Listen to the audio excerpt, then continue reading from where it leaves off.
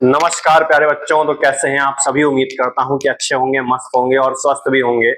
Board का result आ चुका है। अब गाड़ी बढ़ चुकी है 2027 बोर्ड की तरफ और कुछ बच्चों में आक्रोश देखने को ये मिल रहा है कि उनके जो नंबर है वो नंबर कम है। तो अगर उनको ऐसा लगता है कि नंबर कम है तो स्क्रूटनी का एक फॉर्म निकलता है, वो शायद निकल भी चुका है, उसको भर करके वो अपनी कॉपी जो है वो रीचेक करवा सकते हैं। लेकिन मेरे हिसाब से कि स्क्रूटनी भरने का बहुत ज्यादा कोई मतलब निकलता नहीं है कि आप पैसा भी लगा रहे हो, नंबर भी आपको उस लेवल पर या उस बेस पर जो है वो नहीं मिलेंगे, जैसा कि आप जान रहे हैं, समझ रहे हैं। तो आगे की तरफ बढ़िए, जितने भी नंबर आ चुके हैं उसको एक्सेप्ट करिए, यही हमारी तरफ से एक एडवाइस रहेगी। बाकी अब जो टारगेट है वो टारगेट अपना शिफ्ट करिए।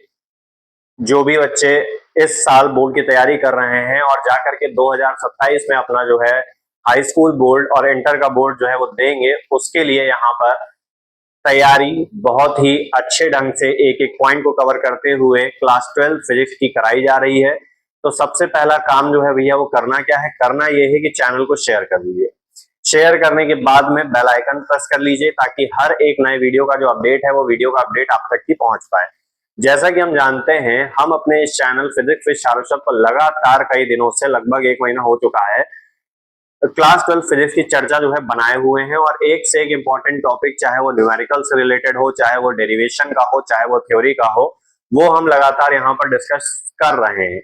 आज भी एक ऐसा टॉपिक लेकर के आए हैं जिससे डायरेक्ट क्वेश्चन भी आ सकता है कि भाई कॉम्बिनेशन ऑफ कैपेसिटर आखिरकार क्या होता है, और इस टॉपिक से न्यूमेरिकल बनता है। अब की बार भी यूपी बोर्ड के पेपर में कॉम्बिनेशन ऑफ कैपेसिटर पर 6 नंबर का एक सीधा सीधा लॉन्ग क्वेश्चन यहाँ पर पुट किया गया था और वो लॉन्ग क्वेश्चन न्यूमेरिकल पे था, जिसमें कई सारे कॉम्बिनेशन यहाँ पर दिए गए, उनको तुमको सीरीज पैरेलल में करके सॉल्व करके उनका आंसर जो है वहां पर बताना था। तो उसी के बारे में हम चर्चा करेंगे। शुरू करते हैं। देखिए टॉपिक क्या है, टॉपिक है हमारे पास कॉम्बिनेशन ऑफ कैपेसिटर। जैसे क्लास 10th में हमने रेजिस्टेंस के कॉम्बिनेशन पढ़े कि सीरीज होता है, पैरेलल होता है, यहाँ पे उल्टा होता है। क्या उल्टा होता है भाई, कैपेसिटर के दो कॉम्बिनेशन है, एक है हमारा सीरीज का और दूसरा है हमारे पास में पैरेलल का। पहले बात करते हैं यहाँ पर सीरीज की।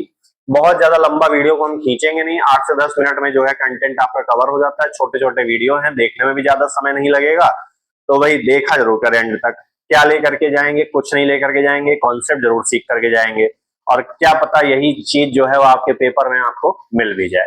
तो सीखते हैं। यहाँ पर देखिए, ये पॉइंट ए है और यहाँ पर एक पॉइंट है हमारे पास में बी। पॉइंट ए से एक वायर कनेक्टेड है और पॉइंट बी जो है वो तुम्हारा अर्थ है। अब ए और बी के बीच में 3 कैपेसिटर C1, C2, C3 एक ही लाइन में जो है वो जुड़े हुए हैं। ये बात हम जानते हैं कि जो एक लाइन में होता है उसको हम बोलते हैं कि भैया ये सीरीज में है। इसमें कोई नई बात नहीं है, वही पुराना तुम्हारा कॉन्सेप्ट है रेजिस्टेंस वाला। अब होता क्या है, यहाँ पर होता यह है कि इसकी पॉजिटिव प्लेट पे प्लस क्यू चार्ज होगा, यहाँ पे नेगेटिव चार्ज होगा। इधर भी दूसरे कैपेसिटर की पॉजिटिव प्लेट पे प्लस क्यू चार्ज और दूसरे पे नेगेटिव, यहाँ पे प्लस क्यू, यहाँ पे तुम्हारा नेगेटिव। जैसा कि हम जानते हैं कि कैपेसिटर के कॉम्बिनेशन में, यानी कि जो हमारे पास हमने कैपेसिटर पढ़ा उसमें सेकंड प्लेट पर प्लस चार्ज आ रहा था, जिसको अर्थ से कनेक्ट करके हमने क्या किया, पूरे चार्ज को हमने अर्थ में भेज दिया।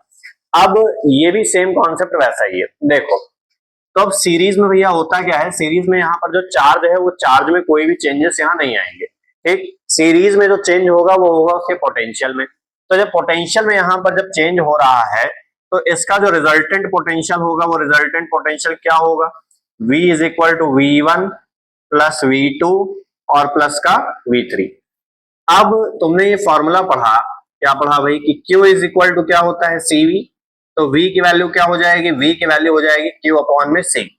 यहाँ पर Q चेंज नहीं है तो Q को Q ही रहने देंगे। V की जगह पे V1 आ रहा है, C की जगह पे C1 आ रहा है, कहीं पे V2 आएगा, कहीं पे C2 आएगा। तो V1 की वैल्यू भैया इसके अकॉर्डिंग क्या हो जाएगी, V1 की वैल्यू हमारी हो जाएगी Q अपॉन में C1।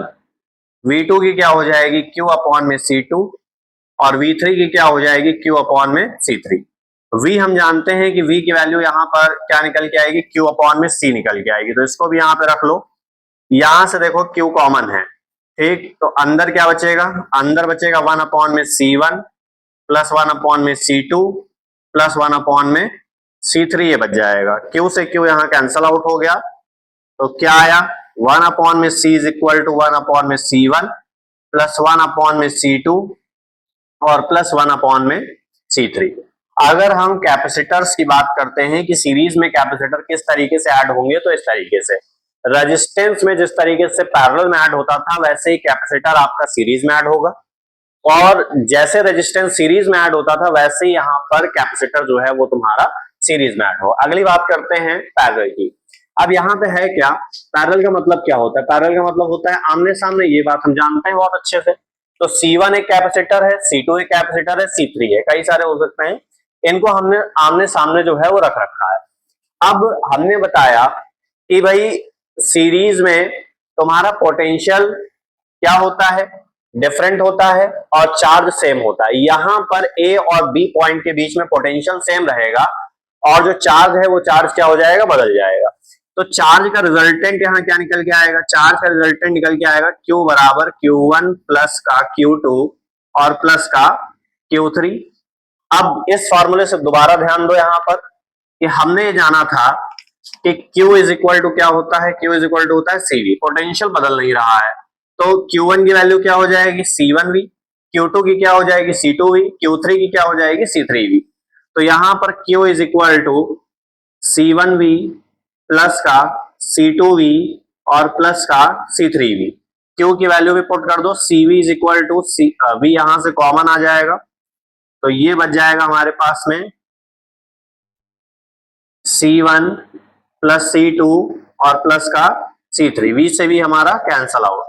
तो C is equal to C1 plus C2 और प्लस का C3, ये कॉम्बिनेशन हमारा आया पैरेलल के लिए। तो बहुत ज्यादा ये टॉपिक हमारा कोई कठिन नहीं था। हमने 3 कैपेसिटर जो है वो यहाँ पर लगाए, फिर हमने देखा कि सीरीज में तुम्हारा चार्ज नहीं बदल रहा है तीनों में, केवल पोटेंशियल बदलेगा। ठीक, तो पोटेंशियल बदलेगा तो पोटेंशियल का resultant V is equal to V1 plus V2 plus V3। इस फॉर्मूले से हमने V1 की वैल्यू निकाली, चार्ज सेम है तो Q अपॉन में C1 प्लस Q अपॉन में C2 प्लस Q अपॉन में C3। इस तरीके से तुम्हारा ये पूरा का पूरा सिस्टम जो है बन करके आ। चलिए एक टॉपिक और है छोटा सा, उसको भी यहाँ पे डिस्कस कर लेते हैं।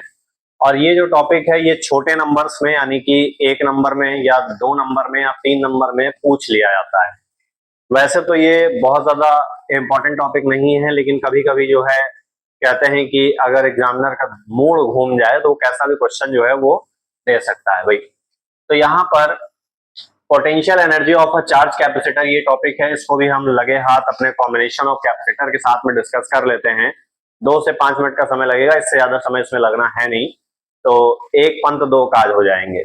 देखिए भाई, पोटेंशियल एनर्जी की अगर हम बात करें तो एनर्जी एक्चुअल में है क्या। हमें ये बात पता है कि जो वर्क होता है, ठीक, ये वर्क हमारा एनर्जी के डायरेक्टली प्रोपोर्शनल होता है। ये भाई हमारा लॉजिक है। क्यों हम ऐसा कह रहे हैं, ऐसा इसलिए कह रहे हैं कि भाई जितना काम करोगे उतनी एनर्जी तुमको खर्चा करनी पड़ेगी। कि तुमसे ऐसा कहा गया कि तुमको 10 दिन से भूखा रखा जाए कि 10 बोरी उठा करके एक जगह से दूसरी जगह ले जाओ, तुमको पहले खाना लाओ, तो 10 दिन का खाना एक साथ तुमने खा लिया, अब तुम थोड़े आराम से सो रहे हो, तुमसे कहा गया काम कर लो, तुम्हारी क्षमता ही नहीं हिल डुल लो। ठीक, तो भाई एनर्जी जो है वो तुमको क्या करती है, वर्क करने के एबल बनाती है। वही सेम चीज यहाँ पर हमें जाननी है कि जो पोटेंशियल एनर्जी है चार्ज कैपेसिटर की आखिरकार ये है क्या। मान लो कि तुम्हारे पास में कोई एक कैपेसिटर है, सपोज कि ये हमारे पास में कोई कैपेसिटर है, और इस कैपेसिटर को यहां पर क्या काम किया गया, हमने किसी बैटरी से चार्ज किया या फिर हम ये कह सकते हैं कि उसको चार्ज प्रोवाइड किया। अब जब चार्ज यहाँ पे प्रोवाइड किया तो हमने कहा कि भाई इसके ऊपर जो चार्ज है वो चार्ज तुम्हारा Q डैश है पूरे कैपेसिटर के ऊपर। हम ये बात जानते हैं कि एक प्लेट पे पॉजिटिव चार्ज आता है, एक पे नेगेटिव चार्ज आता है। अभी इस बात से हमें कोई भी मतलब है नहीं, हमने ये बात कह दी कि हमारे पास में जो बैटरी से इस कैपेसिटर को चार्ज करने पर जो चार्ज आ रहा है वो एक्चुअल में है कितना, वो एक्चुअल में है हमारे पास में Q डैश चार्ज है। ठीक भाई, अब यहां से तुम्हें पता क्या चल रहा है, पता ये चल रहा है कि जब बैटरी तुमने यहां पर लगाई तो जो कैपेसिटर है वो कैपेसिटर चार्ज होना शुरू हुआ। अब कैपेसिटर चार्ज होना शुरू होगा तो हम ये बात जानते हैं कि जितना अमाउंट ऑफ चार्ज हम कैपेसिटर को दे रहे हैं उसी के पैरेलल जो पोटेंशियल है वो पोटेंशियल उसमें राइज करेगा। ये बात हमें मालूम है। अब जब पोटेंशियल यहां पर राइज करेगा तो भैया ये कॉन्सेप्ट तो हमने कहां पे पढ़ा है, ये कॉन्सेप्ट हमने पढ़ा है तुम्हारे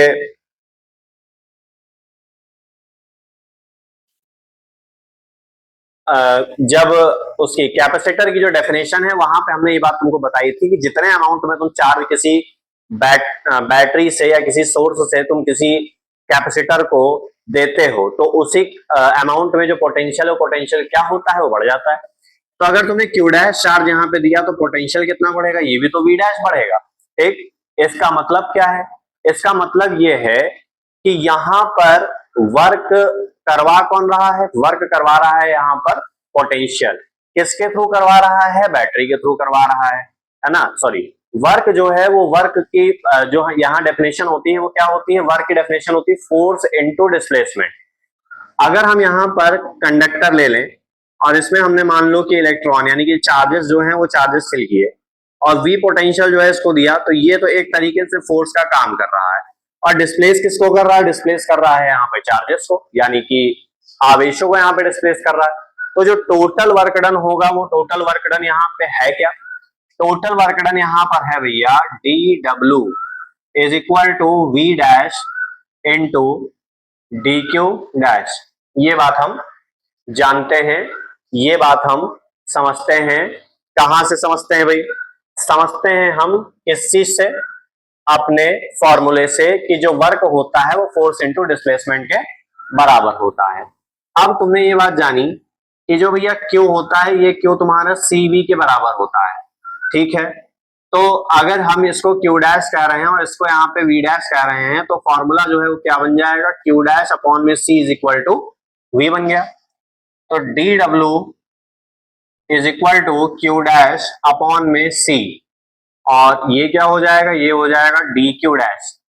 अब जब बैटरी नहीं लगी थी तो चार्ज जीरो था, बैटरी दी गई सॉरी लगाई गई तो लगाने के बाद में जो चार्ज है वो राइज करना चालू किया। मान लो कि हमने कहा कि वो क्यू तक की यहाँ पर राइज किया, तो टोटल अमाउंट में यहाँ पर कितना वर्क डन हुआ, तो उसके लिए हम क्या करेंगे, इसको दोनों तरफ इंटीग्रेट कर देंगे और राइट वाला जो टर्म है वो राइट वाला टर्म तुम्हारा जीरो से क्यू के बीच में इंटीग्रेट होगा। तो 1 डी डब्ल्यू की वैल्यू सिर्फ डब्ल्यू बन जाएगी और यहाँ पे सी जो है वो कांस्टेंट है तो बाहर निकल गया, जीरो से लेकर के क्यू और ये तुम्हारा Q dash into D Q dash. ठीक, अब जैसे एक्स की पावर एन का इंटीग्रेशन हमने पढ़ा एक्स की power n plus one upon में एन प्लस वन होता है, वैसे यहाँ पर क्यू की पावर वन है तो ये क्या हो जाएगा, क्यू की power one plus one upon में वन प्लस वन, ये बनेगा। तो ये हो गया तुम्हारे पास वन अपॉन में सी और इंटीग्रेशन क्यू डैश का स्क्वायर अपॉन में टू और जीरो से लगा के क्यू। ठीक, ये अपर लिमिट और ये तुम्हारी लोअर लिमिट। तो ये W is equal to one upon में सी, एक बार अपर लिमिट रख दो क्यू डैश की जगह पर, तो ये क्यू स्क्वायर अपॉन में टू माइनस का जीरो स्क्वायर अपॉन में क्या बन जाएगा, टू बन जाएगा। तो W बराबर वन अपॉन में सी इंटू ये क्या बन जाएगा, क्यू स्क्वायर अपॉन में टू, ये तो जीरो ही हो गया। तो पोटेंशियल जो यहां से निकल के आया, सॉरी वर्क डन जो यहां से निकल के आया वो क्या निकल के आया, वर्क डन निकल के आया वन अपॉन में टू क्यू स्क्वायर अपॉन में सी निकल के आया। अब जितने अमाउंट में वर्क तुम करोगे उतनी ही एनर्जी तुम्हारी क्या होगी, लॉस होगी। तो हम एक काम करते हैं, डब्ल्यू की जगह पे यहाँ पे यू पुट कर लेते हैं, तो यू इज इक्वल टू क्या हो जाएगा, हाफ क्यू स्क्वायर अपॉन में सी। ठीक, ये तुम्हारी पोटेंशियल एनर्जी जो है वो निकल के आई है, जिसका जो यूनिट होता है भैया वो यूनिट क्या होता है, यूनिट होता है जूल। अब देखो Q जो है वो तुम्हारा CV के इक्वल होता है, तो Q की जगह पर अगर हम CV यहां पुट करते हैं तो ये क्या आएगा, वन बाई टू CV का स्क्वायर अपॉन में C। तो U is equal to one upon में two C square V square upon में C, C से C कैंसल आउट, तो U इज इक्वल टू क्या हो सकता है, one by two CV square, ये भी जूल में आएगा। तो एक फॉर्मूला ये और एक फॉर्मूला ये। और हम क्या कर सकते हैं, और हम यहां से तुमने फॉर्मूला पढ़ा है कि Q इज इक्वल टू क्या होता है, CV होता है, तो C की वैल्यू क्या रख सकते हो, Q अपॉन में V रख सकते हो। तो एक फॉर्मूला यहां से और बन जाएगा, वो फॉर्मूला क्या बनेगा, 1/2 क्यू स्क्वायर, नहीं सो क्यू अपॉन में वी N2 का वी स्क्वायर, एक वी से वी कैंसल आउट हो जाएगा, तो U इज इक्वल टू क्या आ जाएगा, ये आ जाएगा 1/2 क्यू वी आ जाएगा यहां से। तो तीन फार्मूले यहां से बन करके आए, क्या क्या, एक निकल के आया तुम्हारा 1/2 क्यू स्क्वायर बाई सी, दूसरा निकल के आया 1/2 CV स्क्वायर, और तीसरा निकल के आया हाफ QE। ये तुम्हारे पास पोटेंशियल एनर्जी के फॉर्मूले हैं किसी भी चार्ज कैपेसिटर के लिए। तो ये होता कुछ नहीं है, जितने अमाउंट में तुम वर्क करते हो किसी कैपेसिटर को चार्ज करने के लिए, वही वर्क तुम्हारा पोटेंशियल एनर्जी में कन्वर्ट हो जाता है, या फिर वही वर्क हम कहते हैं कि ये क्या है, पोटेंशियल एनर्जी है। तो ये एक छोटा सा टॉपिक और हमारा कवर हो गया, धीरे धीरे करके हम आगे की तरफ बढ़ रहे हैं। अब इस वीडियो में आज के इतना ही, दो चीजें हमने डिस्कस करी, कॉम्बिनेशन ऑफ कैपेसिटर और तुम्हारा potential energy of a charge capacitor. आगे की बात हम नेक्स्ट वीडियो में करेंगे। अगर वीडियो अच्छी लगी है तो भैया चैनल को लाइक शेयर सब्सक्राइब करना बिल्कुल ना भूलना, सपोर्ट जरूर करें। बहुत बहुत धन्यवाद हमसे जुड़ने के लिए। चिंता मत करिए, अगर जुड़े हैं तो 2027 के बोर्ड पेपर में अच्छे से अच्छे नंबर दिलवा करके, अच्छे से अच्छा कॉन्सेप्ट बनवा करके आपको सफल बनाएंगे। बहुत बहुत धन्यवाद।